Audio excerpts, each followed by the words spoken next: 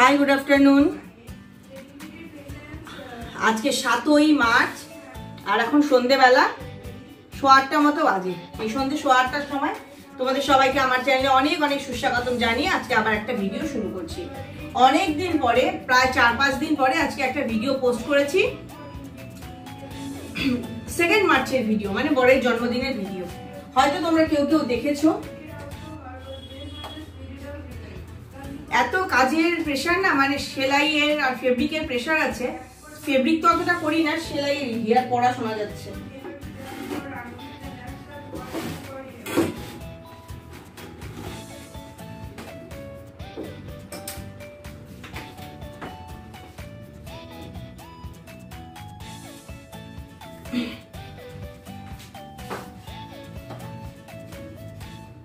এই কয়েকদিন ওই সেলাইয়ের প্রেশারের জন্য বিশেষ করে আমার করাটা হয়নি, ভিডিও আর করা হয়নি। আর এর আগের ভিডিও যেটা পোস্ট করেছি সেটাতে মানে তোমরা দেখলে, এর আগের দিনের পোস্ট ভিডিওটা, লাস্ট ভিডিওতে তোমরা দেখলে যে আমি বললাম যে আমি ডক্টরকে দেখাতে গেছিলাম। তো পায়ের কুড়িটার জন্য দেখিয়েছি আর স্কিনের প্রবলেমের জন্য দেখিয়েছি তো খুব ভালো কথা। এবার ডাক্তার যথাযথ ওষুধও দিয়েছে, অ্যান্টিবায়োটিক দিয়েছে দিনে 3টে করে পায়ের কুঁড়ির ব্যথার জন্য, 3খানা করে অ্যান্টিবায়োটিক। আর তার সঙ্গে লিভোসিট্রিজিন মানে এলার্জির ওষুধে এমনি ঘুম পায়, আর তার সঙ্গে অ্যান্টিবায়োটিক দুয়ে মিলে গত 2 দিন ধরে মানে আমি যে দুর্বল বোধ করছি কি বলবো, মানে সেটা বলে বোঝানোর না। এত ঘুম পাচ্ছে, এত টায়ার্ডনেস, মানে একদম মনে হচ্ছে না যে আমি মানে হিয়াকে রিকোয়েস্ট করছি তুই ঘুমিয়ে পড় না, তাহলে আমি ঘুমোতে পারি। সেলাই টেলাই রেখে আমি সোফাতেই ঘুমিয়েছি যে তুই যখন ঘুমোবি আমায় বলবি, আমি উঠে আলো বন্ধ করে গিয়ে ঠিক মতো শোবো। আজকে দুপুরবেলা একটু পরে দেখাচ্ছি তোমাদেরকে। আজকে দুপুরবেলা আমি পুরো শীতের পোশাকগুলো গুছিয়েছি, বেশিরভাগই কাঁচা হয়ে গেছে, যেগুলো কাচতেই হবে না, হয়তো একদিন পরেছি কি পরি, সব গুছিয়েছি। আর অল্প কিছুকে আর গোছাতে পারিনি, তখন আমার ফেব্রিক ক্লাসে যাওয়ার সময় হয়ে গেছিল, ওই জন্য শেষ করতে পারিনি গোছানোটা। ও মা, গোছাতে একজনের ব্লগ দেখছিলাম, তো ব্লগটা দেখতে দেখতে একটু শুয়েছি। শুয়ে কখন ঘুমিয়ে পড়েছি আমি টেরও পাইনি। পরে যখন হঠাৎ করে মানে নিজেরই ব্যথা লেগেছে, এরকম হয়ে গেছি, তখন তাড়াতাড়ি করে ঝটফট করে উঠে দেখছি যে আমি তো ঘুমিয়ে পড়েছি। মানে এরকম অবস্থা আমার কখনো এরকম অবস্থা হয় না। তো জাস্ট ফিরলাম ক্লাস থেকে। ক্লাসে তো মানে ক্লাসে যাওয়ার পুরো ইচ্ছে, কিন্তু লেথার্জির জন্য মনে হচ্ছিল কি বাদ দিই, এবং বাদ দিই বললে কি আর হয়। তো ক্লাসে গেলাম, ক্লাস থেকে আবার দোকানে গেলাম, কিছু সেলাই আনবার দরকার ছিল। এখন তো বেড কভারটা করছি, তো সবসময় না বড় সেলাইটা করা, বেড কভারটা সবসময় করা যায় না, এত বড় সোফায় বসে টসে করতে খুব অসুবিধে হয়, ওরকম লেটিয়ে নিয়ে এত বড় জিনিস বসে। তাই গিয়ে আবার কয়েকটা ব্যাগ নিয়ে এলাম। আর এখানে হিয়ার জন্য পরোটা ভেজে নিচ্ছি। হিয়া তো তেল ছাড়া পরোটা খায়, মানে ময়দার রুটি, সেটাই ভেজে নিচ্ছি। আর আমার জন্য 2 পিস ব্রেড সেঁকে নিলাম, যেখানে আরো পরোটা বেলা হচ্ছে। পরশুদিন না কবে বিকেলবেলায় নিজেই বরের সাথে গেছিলাম, পরশুদিন সন্ধ্যেবেলায় নিজেই বরের সাথে গেছিলাম বাজারে চিংড়ি মাছ কিনতে। নিজেই কুচো চিংড়ি কিনে নিয়ে এসেছি। যখন ও ½ কিলো নিচ্ছিল তখন না কিছু মনে হয়নি, আচ্ছা এই যে এত বড় করে বলেছি, ঠিক আছে ½ কিলো নিয়ে এসেছি। তখন তো রাত্রিবেলা ছাড়াইনি, কালকে ডিম খেয়েছি, হ্যাঁ কালকে ডিম খেয়েছিলাম, ডিমের কারি।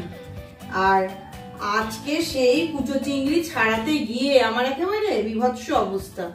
সকালবেলা একটি সকাল থেকে ভাবছি ভিডিও শুরু করব, শুরু হলো এই রাত্রি 8টায়। সকালবেলায় গেলাম ব্যাংকে, একটু দরকার ছিল, সে সমস্ত সেরে এলাম। আস্তে আস্তে 11টাও বেজেছি কি বাজেনি, বর অফিস থেকে ফোন করলো ডাক্তার দেখাতে যাবে। বরের সঙ্গে গেলাম ডাক্তার দেখাতে। ডাক্তারখানায় গেলে ওরে বাবা ফুচি দিতে এসছে, ভয় পেয়েছি। ডাক্তারখানায় যাবো মানে তো কতটা সময়। ডাক্তার দেখিয়ে এলাম। এতদিন আমার গয়না ছিল আর্থারাইটিস, আবার বরেরও গয়না আর্থারাইটিস। তো দেখিয়ে এলাম। তখন তো আর ওষুধ কেনার সময় ছিল না, ও এখন ওই ওষুধই কিনতে গেছে। এমন ওষুধ লিখেছে ডাক্তার যে সব জায়গায় পাওয়া যাচ্ছে না। আরো কিছু মানে আটা টাটাও কিনবে, সেই জন্য এতটা দেরি হচ্ছে আসতে, না তো এত দেরি হওয়ার কথা না। এবার ডাক্তার দেখাতে গিয়ে সেখান থেকে ফিরতে হয়ে গেল 1টার ওপরে। এবার এসে সেই চিংড়ি মাছগুলো বেছে গরম জল দিয়ে রেখে গেছিলাম, মানে গরম জলে যে ছেঁকে রাখবো তারও সময় পাইনি, করে গেছি। আসার পরে রান্না করলাম, কেটে খাওয়ালাম, ঘোরালাম, সবকিছু করে নিজে মানে চুলটা এমন হয়ে গেছিল। শ্যাম্পু করলাম, শ্যাম্পু করে সবকিছু করে তারপরে ধরলাম আলমারি গুছোতে। কয়েকদিন ধরে শীতের পোশাক কাঁচা হচ্ছে, আলনার উপর ফেলা হচ্ছে। ওই করে কি অবস্থা। এখন অনেকটা গোছানো হয়ে গেছে। আবার বিকেলবেলা ছাদ থেকে তুলে আনা হয়েছে। আমাকে প্লেটটা হাতেই দিও, দিয়ে তুলে আনলাম বিকেলবেলা। নেই, দুটো হয়েছে, এটা দিচ্ছি। তুলে আনলাম কম্বলের ওয়ার, ওগুলোকে কালকে পাঠ করবো। আর এখন আমার ধৈর্য শক্তি কোনোটাই নেই, কারণ এখন রান্না করতে হবে।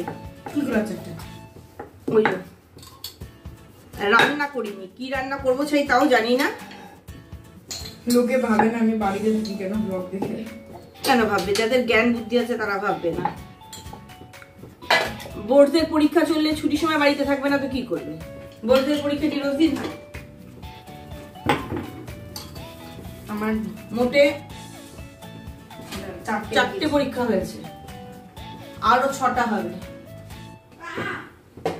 আইসিএসই বোর্ডে বেশি পরীক্ষা, সিবিএসই দের আর 2টো বাকি। 10 তারিখে একটা দেবে, 18 তারিখে একটা দেবে, শেষ।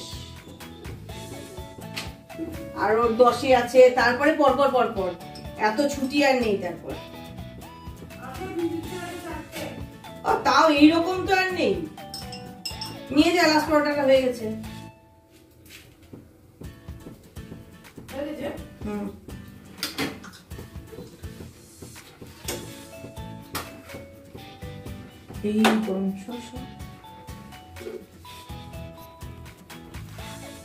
ফেলিস না কিন্তু, গরম। যা,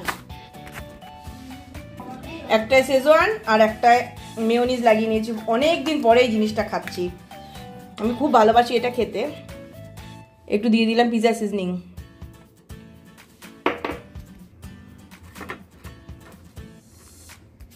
কেটে কিন্তু খাওয়ার সময় হয়নি, তাও খুন শুরু হয়ে গেছে। অনেকদিন পরে এটা খাচ্ছি।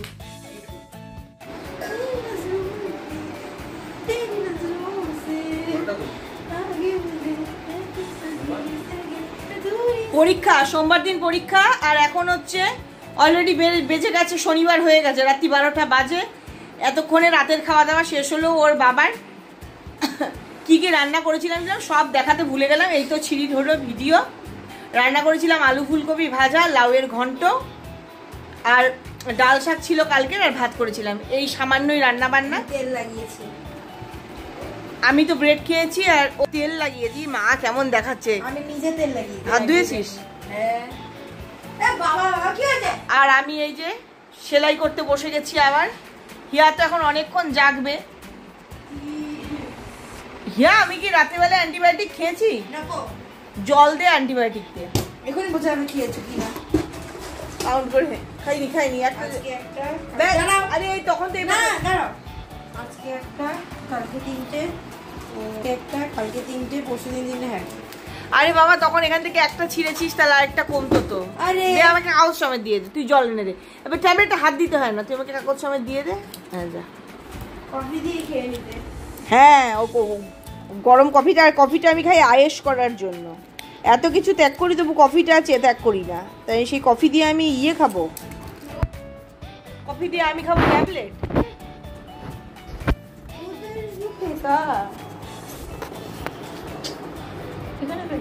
फेंकी हूँ मैं, उठाऊंगी मैं। फेंकी हूँ मैं, उठाऊंगी मैं।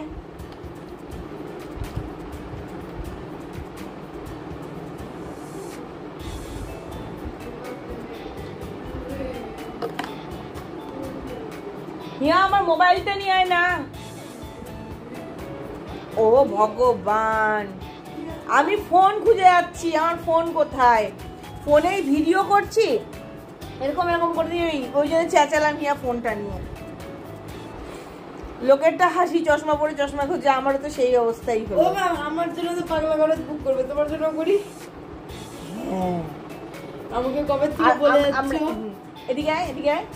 আর আমরা কোথাকার পাগলা গারদে যাবো বলো তো? আমরা উঁচু উঁচু দেখাইতে যাচ্ছি না, আমরা রাঁচির পাগলা গারদে যাবো, কারণ আমাদের নিচুও না একবার উঁচু সাইজ মতো। এরপরের দিন যখন আমি এক্সাম দিতে যাবো অবভিয়াসলি ওরাও যাবে মেবি, যদি দেখা ভিডিও দেখা যাক।